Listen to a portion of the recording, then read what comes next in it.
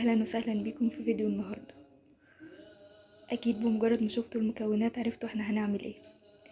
ايوه ان شاء الله هنعمل مسقعه مع بعض في الحله زي ما كانوا اهالينا بيعملوها دايما، وزي ما بيعملها كتير مننا دلوقتي، مش كله بيدخلها الفرن. فانا جهزت المكونات.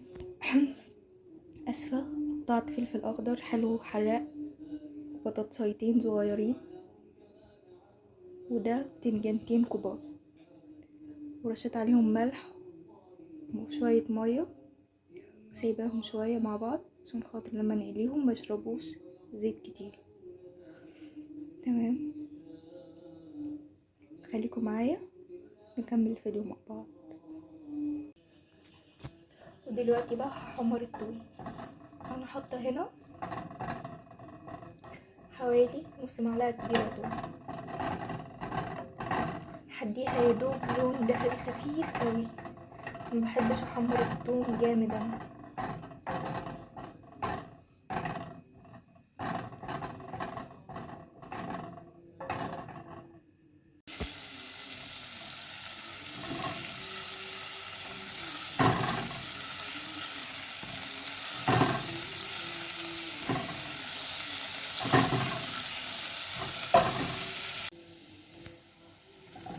بس هي كده خدت لون خفيف قوي،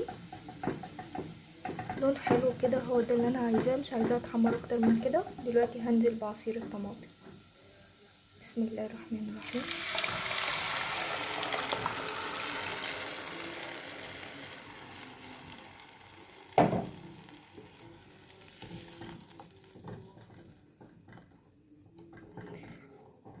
دلوقتي هسيبها تستوي براحتها، ولحد ما تستوي هبتدي في آلية باقي الحاجات. انا حاليا سايبه الصلصه تستوي وتتسبك حلو. في الوقت ده احمر البطاطس، ومجهزه هنا معايا صينيه عليها مناديل عشان اطلع عليها الخضار كله بعد ما احمره. انا الحمد لله خلصت تحمير البطاطس، وحاليا بحمر في البتنجان. انا دلوقتي خلصت قلي كل حاجه، وكنت كل ما اخلص قلي حاجه اديها رشه ملح بسيطه. انا طبعا حطيت له الملح، ودلوقتي حطيت كزبره وكمون وهقلبه شويه.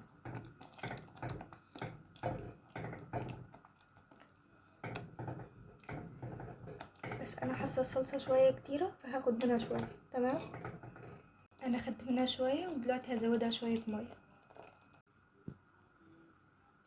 انا زودتها شويه ميه، وده بقى القوام بتاعها.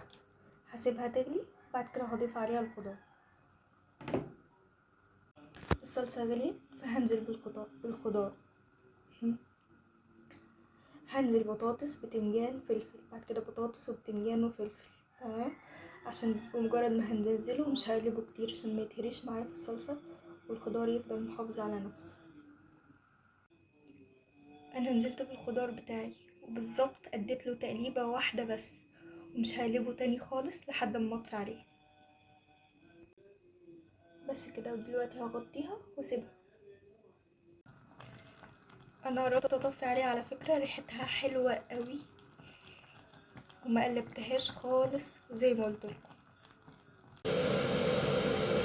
ده شكلها بعد ما استوت. لو عجبكم الفيديو ما تنسوش اللايك والشير والسبسكرايب، ونتقابل في فيديو جديد ان شاء الله. مع السلامه.